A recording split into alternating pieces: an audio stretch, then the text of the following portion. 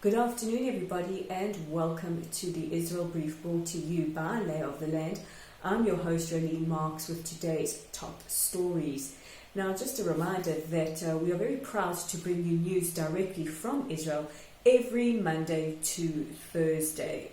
Within the last couple of hours, news broke that a 62-year-old woman was stabbed and is in serious condition, and this took place a little while ago in the central Israeli city of Kfar Saba.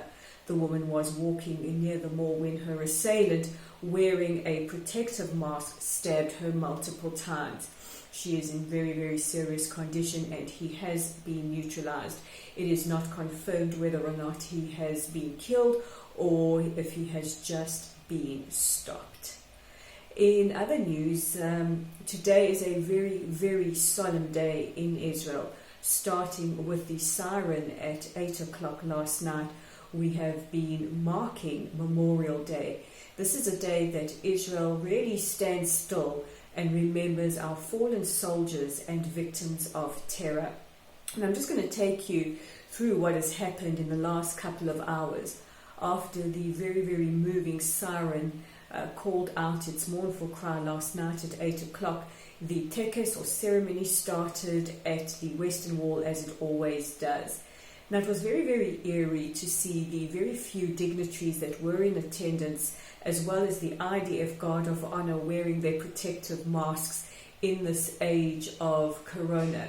The President, Ruvi Rivlin, spoke very movingly about how this year is so difficult because we are unable to hug our bereaved families. We are unable to look them in the eye because this time of the year is traditionally a time where the whole country can pay tribute to those who have fallen. We know that bereaved families don't need a special day. They are reminded every single day of their tremendous loss. And these words really reverberated throughout the very, very sacred site and throughout the country. We also heard from the IDF Chief of Staff, who spoke very movingly how prepared Israel is to always defend her citizens, and also now during this new kind of war, a war against an unseen virus. As always, the IDF Chief Cantor Shai Abramson, his magnificent voice just echoed and was even more poignant this year because of the lack of attendees and just those acoustics with this mournful cry of El Maleh Rachamim, God full of mercy. But it was what happened at the end of the ceremony that it really was quite unprecedented. Before we sang Hatikva, which is Israel's national anthem, the host of the ceremony called for Israelis to go onto their balconies or stand in the entrances of their homes to sing Hatikva so that we could show how strong we were, how united we were, and nothing could have prepared us for the incredible emotions we felt. We all took to our balconies, myself included, to sing Hatikva. And though we stood physically apart, we stood together with such pride, such strength, and such unity, and also such gratitude, because we remember just what price we have paid to have the country that we have today.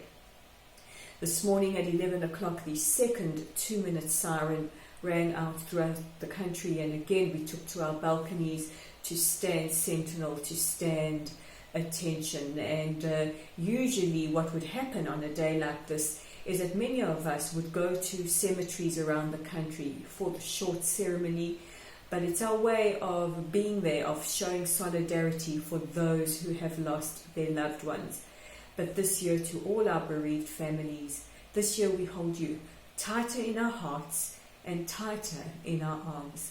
And may the memory of all those who fell or were killed since the start of the State of Israel in 1948 be forever blessed. We hold them and we remember them eternally. So while we are commemorating Yom Hazikaron, we also do this with the background of COVID-19. Now today, the Health Ministry announced that we will be able to conduct at least 15,000 tests a day, which is a significant increase in the amount of testing, but this also comes at a time when our rates of infection are significantly lower, which is something we are all tremendously grateful for. So let's look at the stats as they currently stand. We have 15,555 confirmed cases of corona. We have 126 in serious condition, which is down 7 from yesterday. 96 on ventilators, also down from yesterday. Sadly, we have lost 208 people to COVID-19, but we also have 7,200 who have fully recovered, including an 11-year-old little girl.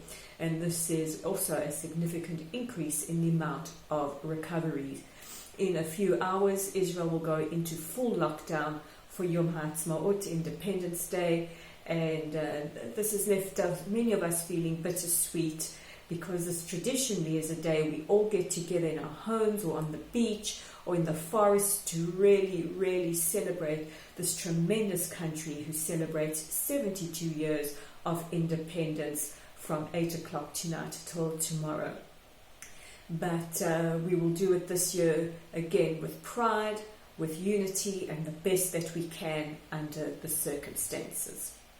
So those are the top stories making headlines today. If you want to check out our special Yom Hazikaron and Yom Ha'atzmaut coverage, you can do so on our website at www.leoftheland.online.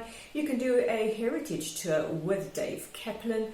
Also, don't forget to check out our Facebook page if you want to leave us a message for Yom Ha'atzmaut.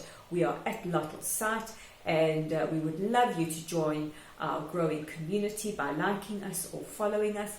And also don't forget that we have a YouTube channel. If you don't get your Israel Brief on Facebook, you can get it on YouTube at the Israel Brief, and we would love it if you would subscribe. So with this very solemn Yom Hazikaron edition of the Israel Brief, I'm Rolene Marks, and we'll chat again for tomorrow's very special Yom Ha'atzmaut Israeli Independence Day celebration. Until then.